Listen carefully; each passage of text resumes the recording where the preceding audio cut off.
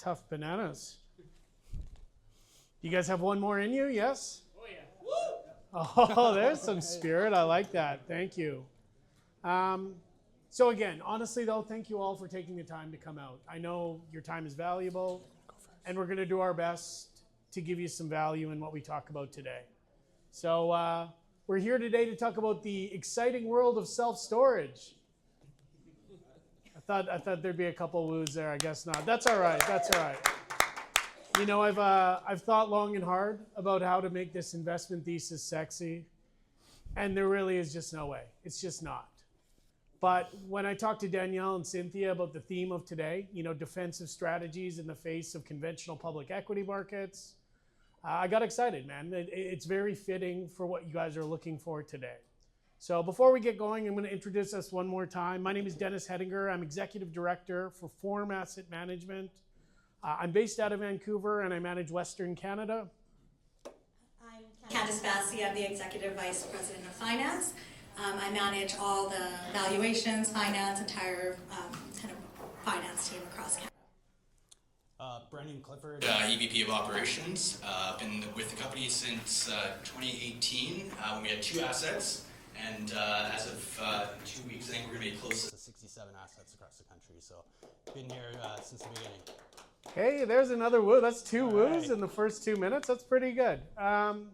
Anyways, today I want to be very succinct in what we say to you. So my point is to get 3 things across to you. 1, I want you to have an understanding and hopefully a belief in the Canadian self-storage sector, how it's different than conventional real estate, how it's an early innings asset play in Canada, and how it can benefit you. Number 2, I want to introduce you and hopefully you get belief in Form and Makespace. Danielle and Cynthia talked to me a lot about telling you guys about our expertise and our heritage. So hopefully that'll resonate and you'll have some trust in us. And then finally, I want you to understand our investment thesis and what we're doing in self-storage and how it differs from other people in the space. And hopefully you decide to partner up with us and come along for a ride. So how was that for an opening diatribe? Everyone gets it? Very good, I got it. That's pretty good. Okay, let's go slide number 1. So this is where I'm going to talk about us. I don't want to make this about us, but I think it's smart to set the stage of why you should listen to what we have to say. Forum Asset Management has been around for 30 years. The interesting part about Forum is it started as balance sheet investors. So that's really us investing our own money in development, in projects, and investments. That's now morphed into a firm that manages $4 billion in Canada, and that's through developments in real estate, infrastructure, and private equity. We're headquartered in Toronto as well, proudly Canadian. I think that's pretty important these days. And how Makespace ties in, you know, we always wanted to get into the self-storage business, but that's easier said than done. You know, I look out here, probably, you know, someone falls into some money that, oh, I'm gonna buy self-storage. It's, you know, printing money if I do that. But we'd say that's not the case. It's a very operationally intensive business. And because of that, we wanted to find the right partner. So in the early 2020s, we probably spent 18 months talking to Makespace. We found out what we had thought through our research, that they're best-in-class self-storage operators in Canada. We found out that they started in 2004. Their first self-storage facility was actually on Pender Harbor, so close to home. They now have 57 facilities across Canada, soon to be 64, it sounds like, if all goes well. They're also proudly Canadian-owned and are headquartered over in New Westminster. So what all that means is we found the right partner, we feel. And what you get through the Forum Makespace partnership is you get Forum's governance, our capital markets, our development, and our lending expertise. And then with Makespace, you get what we would say is some of the best self-storage operations in the country. So how's that for a big diatribe? Good? I think one other interesting aside, I was going to cut it out because I wanted to be succinct, and now I won't be. But I think it's important to say, because Forum started as balance sheet investors, we have a commitment that any investment that we put out to the open market, Forum Makespace commits to be the largest investor within that investment. So this particular fund we're going to talk about is about $250 million in in assets under management. Form and MakeSpace owners and employees have $41 million of our money in the same fund. I think that principal agent issue can be a problem sometimes in private investment, and we think that solves to it. We're on the journey with you. Okay, so that's enough about us. Do you guys have a painted picture? That's good news. I'll just briefly show this slide. You know, you've all seen a risk return slide. I think the point to take from this, 30 years of risk-adjusted returns. I want you to see that self-storage is a very consistent asset class in Canada. But this is what I think is exciting. So this is where I want to tell you about the Canadian self-storage asset class or universe that we're playing in. Some of these are pretty intuitive. I think I'll touch on the fragmented Canadian industry first. That's really important to me. So as I said, MakeSpace has 57 self-storage facilities in Canada. That makes us the 5th largest owner-operator of self-storage in Canada. If you look at what the entire universe is, there's 3,500 self-storage facilities in Canada. So you talk about a fragmented market, you talk about one that's due for some consolidation. We feel strongly that that's the case here. Maybe to put that another way, the top 10 self-storage owner-operators in Canada, they own about 18% of the market. If you juxtapose that to the US, which for better or worse, the US is usually 20 years ahead of us on the investment scheme of things. The top 10 owner-operators in the US own about 60% of the market. So we think there's early innings, baseball analogy, we're about in the top of the 3rd. Smaller new construction, you guys all get that. The Pier 4 guys talked about it. All new builds are multifamily. Why that's good for us and you if you invest with us is less garages, less basements. Smaller housing footprint, we all live in Vancouver. I don't need to tell you about that. Supply shortage, one interesting stat there. 2.5 square feet per capita of self-storage space in Canada. Juxtapose that to the US one more time. They have over 6 feet per square capita. So we're talking an early innings play, but I think most importantly, why is that defensive? So the infamous 6 Ds of self-storage returns. So density, displacement, downsizing, death, divorce, and disaster. The point I would make to you and what I really want to drive home today is none of these things are contingent on if the price of oil goes up and down, if there's a war in Iran or if there isn't a war in Iran, where the USD is going. All of these factors are self-contained and not riding the same economic cycle as most other investment vehicles that you'll see out there. One thing I think maybe Brendan or maybe Candace can touch on a little bit, our founder Vaughn always said that when someone is using our product, they're there because they're having a big life change. And so maybe Brendan or Candace, if you want to just speak to the empathy and customer service aspect there. Yeah, like to speak to that, and we'll get into this a bit more, is like as operators, our number one, of course, we're here for our investors, but the way we do that, we really care about our customers. So customer service as operators is number one for us. And we keep that on the top of our mind, right? All the way from frontline store managers up to accounting team and executive office. Like, we want to ensure that our customers, customer service is number one. And Brendan, maybe our response rate now, if someone sends a message in with our new systems? Oh, yeah, go ahead. Sorry, what was that? Oh, just the AI response rate? Oh, I mean, we've got, yeah, we can get into the operation. I can sit up till here all day. Yeah. But, integrated call center, proprietary revenue management system. We're class leading when it comes to technology in Canada, even against the only REIT in Canada, which is Storage Vault, as well as the other 4 operators that are ahead of us. 24/7 call center. Hopefully that's answering your question there, Dennis. No, that's great. Okay, so I set the theme of who for MakeSpace are.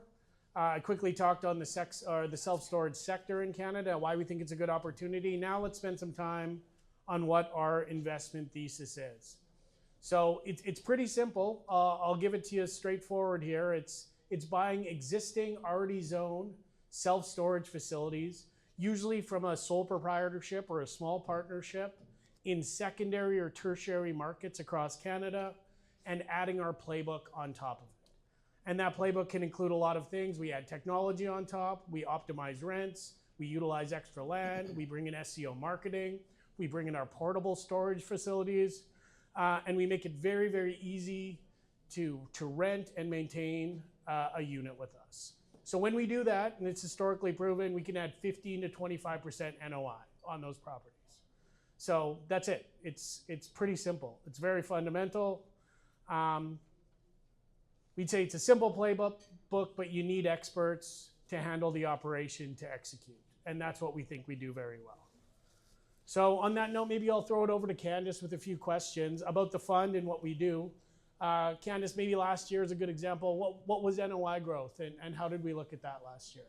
Yeah, so last year, same store NOI growth was 6%, and which resulted in a $14 million increase in value to the fund, and that is exactly through what David said, executing on our playbook and like using AI and technology to increase NOI and generate more customers. Beautiful. And this pays a yield, yes, Candace? Yeah, so Series B investment comes with DRIP distributions, and I think it was 2 times cash from operations last year. Okay, and the daunting loan to value question: how do we finance, and what's that number looking like right now? Yeah, it's a good question. So as of right now, our loan to value is close to 52%, and that's strategic. So last year it was significant. Like at the beginning of last year, we were closer to 60. To get right to understanding the market, seeing what's out there, we've really focused on paying down, reducing our loan to value. And what we did is we've grown to a point now where we were able to go to tier 1 banks and get portfolio level financing. So we consolidated most of our debt across the fund into 2 large portfolio facilities, which also allowed us to gain access to line of credit. So we have line of credit of right now $4 million, and it will grow as we grow. And we don't utilize that, and we're that will be for acquisition. So we're looking at making sure we're liquid and prudent in our financing right now. Nice. So a healthy balance sheet. That's good to hear. I'll show you this chart, and really the only reason I'll show it to you is you're not really beholden to one geography. You're spread across the country. I think about makes like I just had my first child last year, which is exciting, but that means I'm a Volvo family now. And I tell you that story because I never noticed Volvos anywhere, and now I drive around and I literally see them on every second block. I use that analogy because MakeSpace will be the same for you. There's a MakeSpace in Fremont, there's a MakeSpace in Ladysmith, there's a MakeSpace outside of the Victoria Airport, Fernie, BC, Estevan, Saskatchewan, Innisfail, Beaumont, outside of Edmonton. So if you take anything from today, you'll start seeing MakeSpaces around. And if you start seeing them, you can be a part owner. And we think that's pretty exciting and tangible for a Canadian company solving a Canadian problem. So on that note, we're talking kind of top down. We thought we'd use Brendan and give you some bottom up examples, really, how is the sausage made? So why don't we start, we have an example of Prince George where we have a large cluster. So Brendan, maybe I'd ask you, what did these properties or assets look like when we acquired them? Yeah, so we bought these assets, we bought 2 stabilized self-storages in 2020. We also bought 2 parcels of vacant land.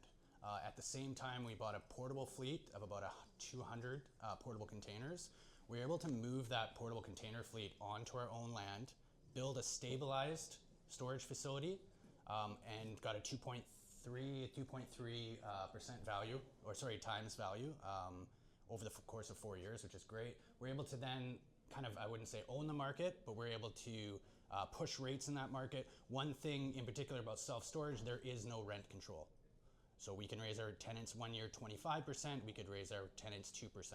There is no rent control in self-storage, which allows us the versatility to play with rates in a market, specifically if we own the majority of assets in that market. Maybe that's an interesting way to lead into turnover rate. I know that came up earlier today, and I think that's a big differentiator for self-storage. So maybe just speak to the turnover rate on the fund, and then we can drill a little deeper into it, Brendan. Yeah, so our average tenancy across the portfolio is about 18 months. We get a 40% churn, which means that our median stay is about 9 months. Now, where this differs from residential is that if you have a location, or sorry, an asset with 10 residential clients, if you lose one, you're losing 10% of your revenue for a month. We diversify that by having 1,000 units, 2,000 units in an asset. If you lose 50, you still have less percentage of revenue loss. So that's how we kind of diversify that. Okay, and maybe a big one that de-risk it. Sorry. Yeah, de-risk. A big one I find super interesting is when we buy in these secondary markets, Prince George, Fernie, whatever it may be. All of these facilities come with excess land.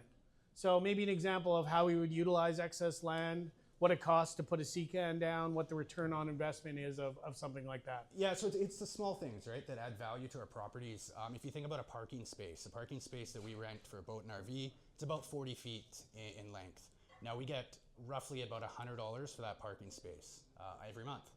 Now, if we can take that parking space, if we've got full occupancy and we know there's a demand for container storage, for example, we can remove that boat or that RV out of that 40-foot spot, put in 2 containers to rent. Each one of those containers is going to get us $200 and $250.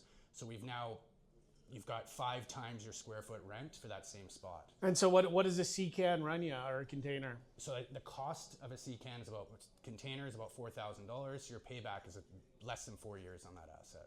There you go. Let's do some more interesting stories. Maybe we'll skip Winnipeg. Sorry if anyone's from Manitoba here. Just sorry, if we got a couple seconds, Yeah. just on Winnipeg. I mean, it's a great example. We bought extra land, like you Sure. said. We were able to create 150 parking spots. We had the land rezoned. It was agricultural. We got it rezoned. We almost doubled the value of that property in 4 years as well.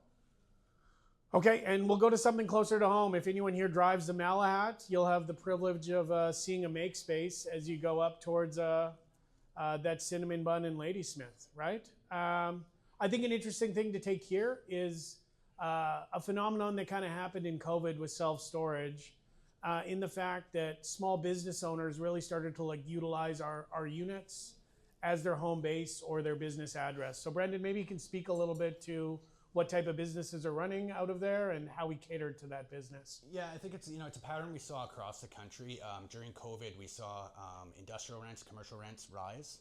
You take, for example, a local electrician, a small business electrician, small business plumber. They've got to pay $1,500, $2,000 to rent a commercial bay or an industrial bay to run their business out of. So what we saw, during 2020 and 2023 was we saw a lot of these small businesses actually pivot to self-storage. For the same price, they could rent 2 or 3 self-storage units and actually get more value for that, or they'd rent just one self-storage unit and spend half that monthly rent. So we've seen an influx of about 15-20% in commercial clients in the past 3 years.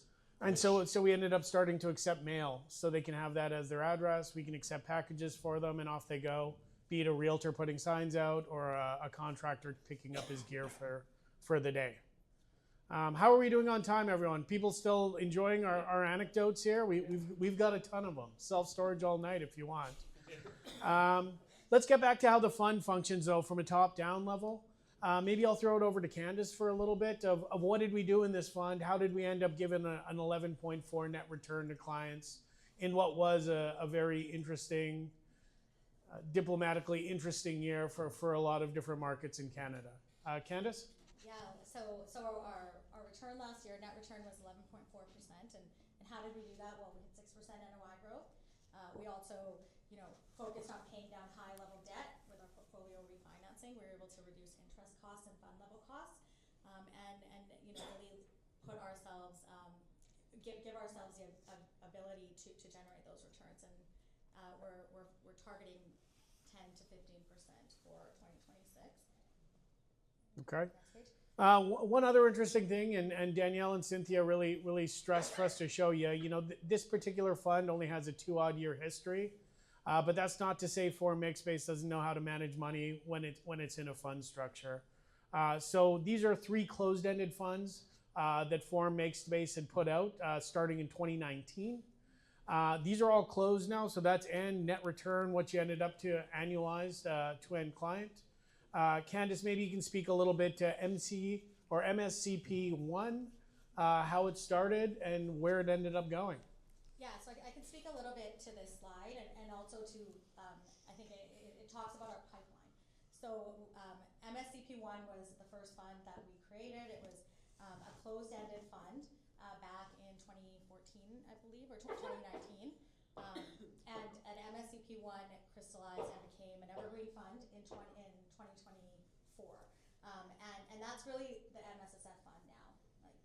And MSCP2 and 3 were closed-ended funds that had assets that weren't quite stabilized, that had a higher risk profile, and we were able to stabilize them and generate those investors a return of 20% and 15%.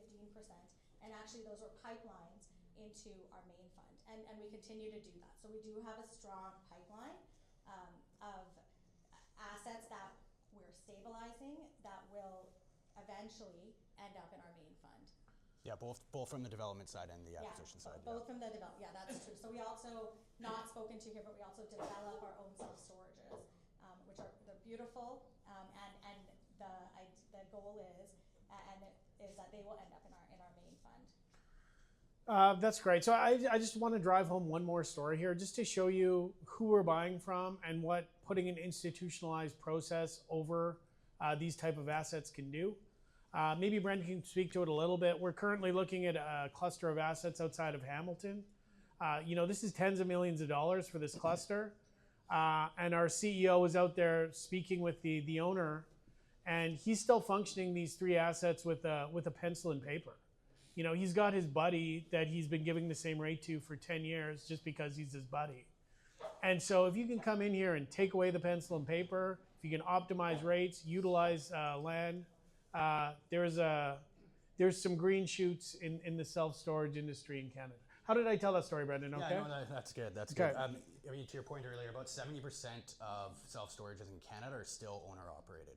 So there's a huge consolidation play, which Dennis talked about.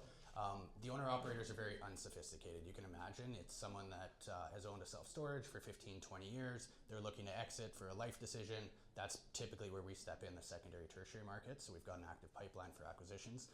We come in, we professionalize the business, we professionalize the operation. We put in revenue management, cost savings through staffing. As you can imagine, we have a centralized call center. That means we don't necessarily need to have 2 or 3 people on site. Through those processes and through that professionalism, we're able to increase the margins. So we sit at about a 30% expense ratio, and if you think about most other businesses, that's extremely low. Okay, how are we for time, Sally? Did Sally leave all as well?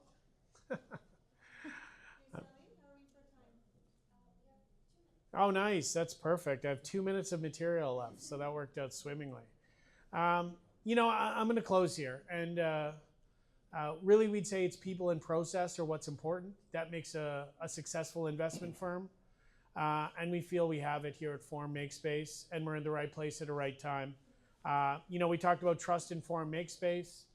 This is some of the team up here, and I don't put them up here to name drop or anything like that. I say these people have joined Forum, and they put their reputations on the line to do so. John Sullivan was the ex-CEO of Cadillac Fairview for a decade.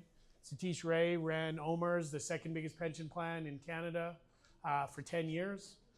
These people are not going to put their reputation at risk if they don't believe in what we're doing. And we feel like we have a pretty good thing going. Hopefully you have some belief in the self-storage sector as well. Strong secular tailwinds, underbuilt market in Canada. We have a strategy to buy, improve, and scale.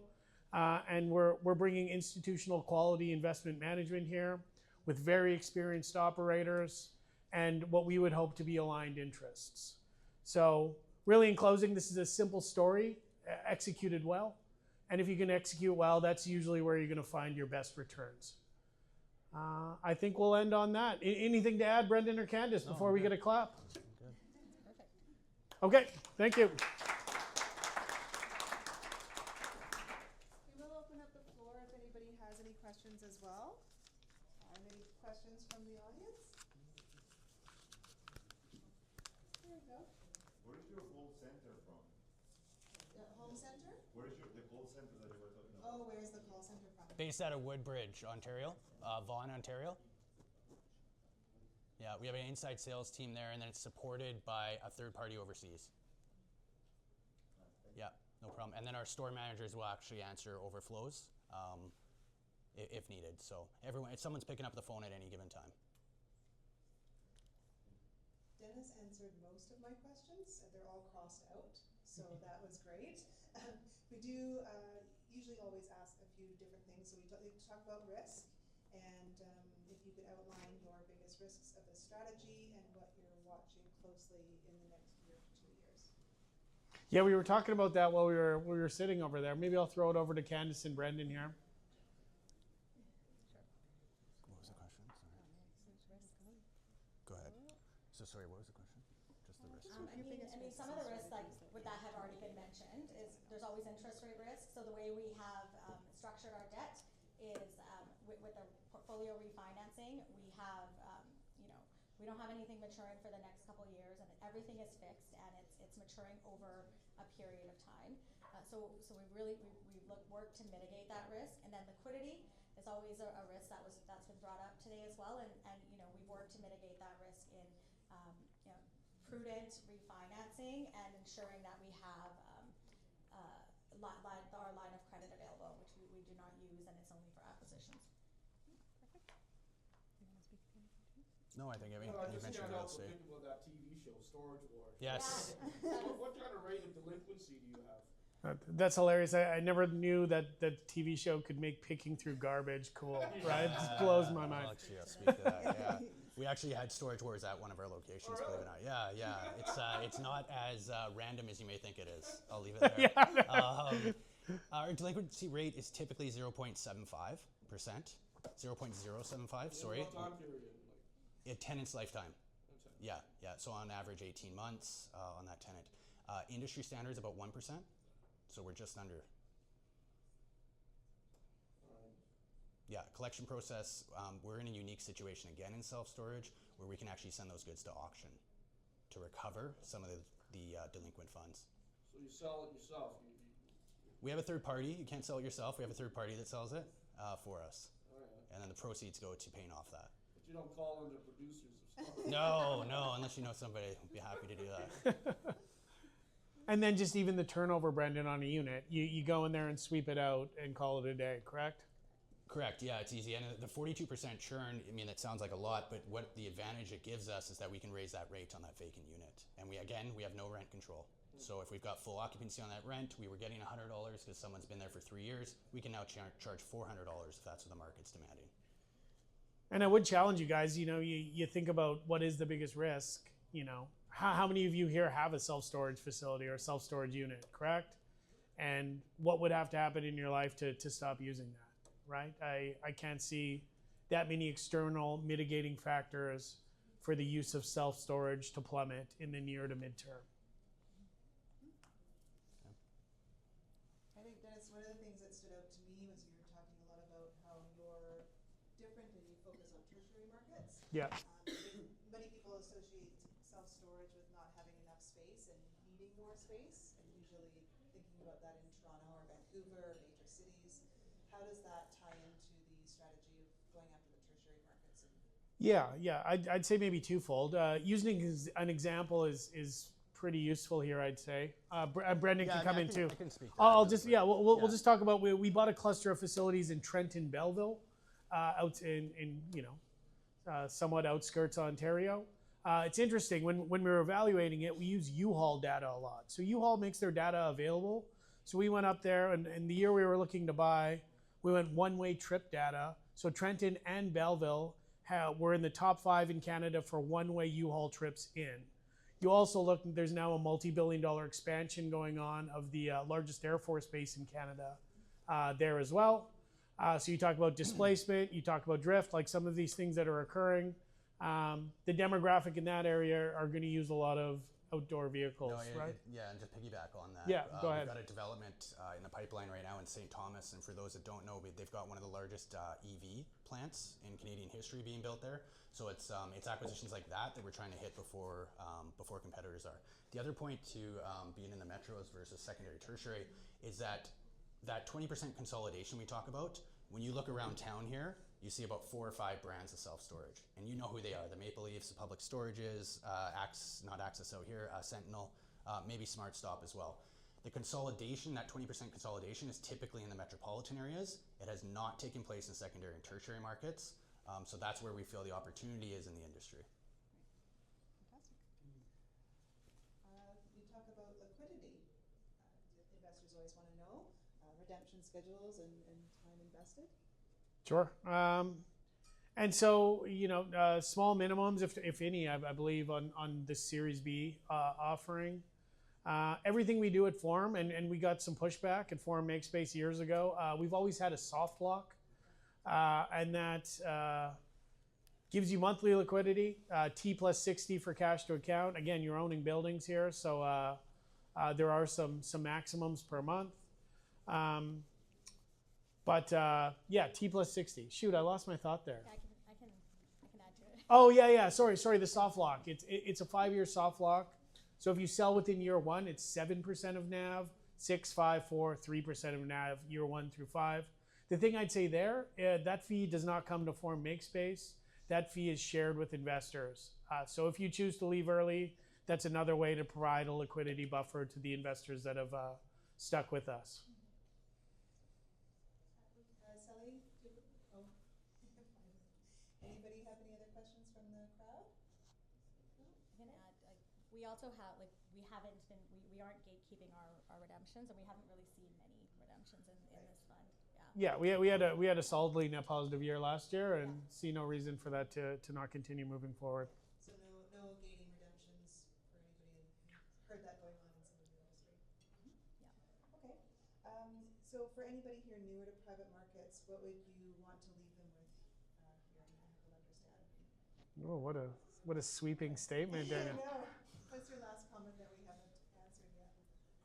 Yeah, we're serving a purpose. There's really only one way to get Canadian self-storage exposure without Forum and Makespace, and that's the Storage Vault public REIT that's available on the TSX. Other than that, we're the way to get pure play Canadian self-storage exposure.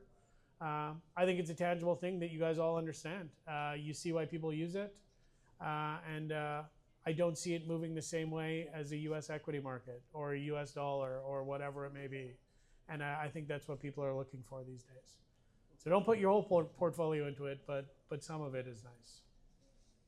Any finishing thoughts here, Brendan? No, Candace? that's great, Yeah, Dennis. and I also want to add that, as an investor in our fund, we've been told best in class reporting to investors quarterly, which has reporting from operations, accounting, like basically our whole team. So you can see what we're doing, and you can follow along on the journey and ask questions whenever you have, and Right. whenever they come I up. think that's where we should finish on. Yeah. It's a journey, right, with our investors. Yeah. So. Yeah. We take our partners seriously, and you're a part owner along with us. So if you choose to join us, you ever want to go tour a self-storage facility in Fernie or Estevan, Saskatchewan, we'll line that up for you. You got. Yeah. Hey, yeah, we'll have some Pilsners, right? Yeah, Fernie's good too. Anyways, thanks for everything, everyone. So